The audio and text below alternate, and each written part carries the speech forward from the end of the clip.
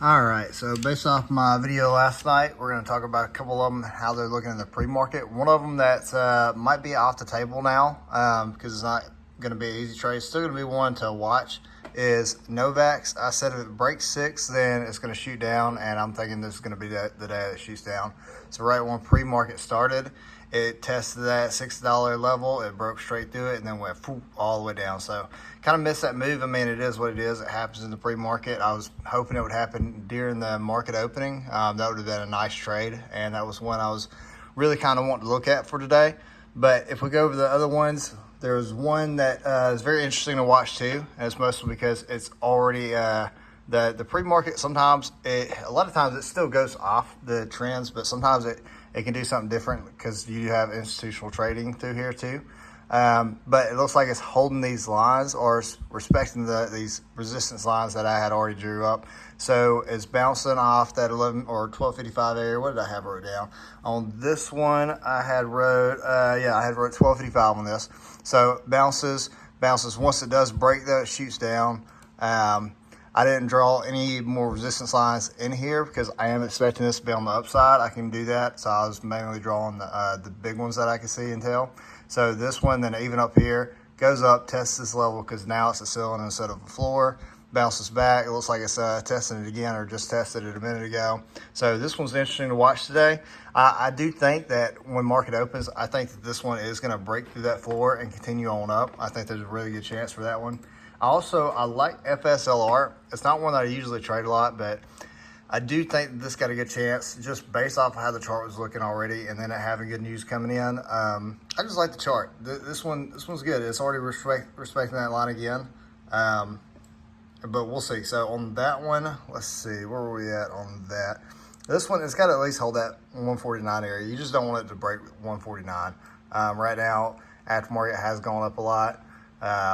It's at 154, and that 149 area is just bouncing right off, or more so just a shy bit underneath that 150 area. But you definitely don't want to drop past 149 for sure. So let's see what else we got. There's some that could be good to look at just as the day goes, but pre-market ain't really showing anything too crazy going on like this one. eBay had a big jump, mostly just consolidated. Still one still good to look at. We'll see what that one does. That's not on my top radar. My top radar, FSLR, UNH for a short, UNH it's starting to drop even more. So if it drops past 500, then I'm thinking it's going to be a pretty easy way down to 495, but we can even see that 473 area. Then we got a firm. I said if it can, this one's not going to be a huge mover, so I'm thinking either way, whether it goes long or short, you're not looking at huge movers. Looking at better movers if it does go short, and if it does go short, then if it breaks the 39 area, which it's pushing it, so we'll see. It did break through here, and it tested it, but the after and pre-market looks crazy on this one, so it's not not nice little candlestick. So this one's a little hard to tell on the aftermarket and pre-market, but if it breaks that 39 area, which technically it has, but it does it in the aftermarket, then I think there's a good chance that this one will go down to at the very least 37.90.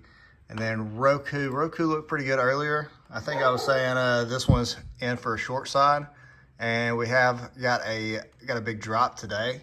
I need to draw some lines on this one. I do not have my lines drawn on here, but it's got to hold at least 60. If it does want to go on the long side, it can't break 60. If it breaks 60, then it is going to be going on the short side. But if it does hold 60, then actually Roku, let me look at the chart on this one. Roku was actually looking like a long. Yeah, Roku was looking like a long. So if it breaks 60, then no bueno.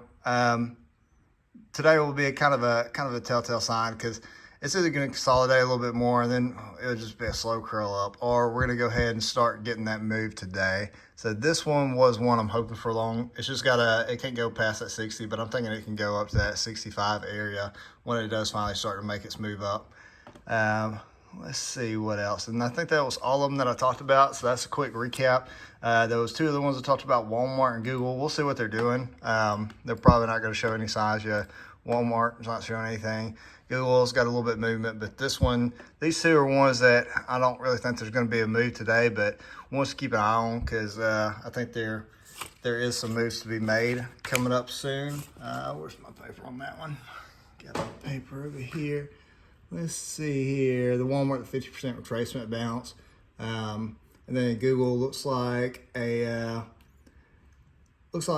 short could bounce if it holds 140.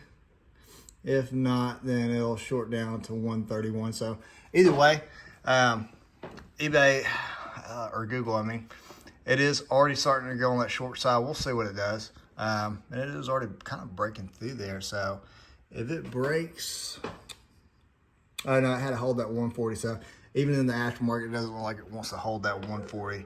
So it could start to slowly come down today. Want to keep an eye out. I don't think it's going to make a big move today, but want to keep an eye out on.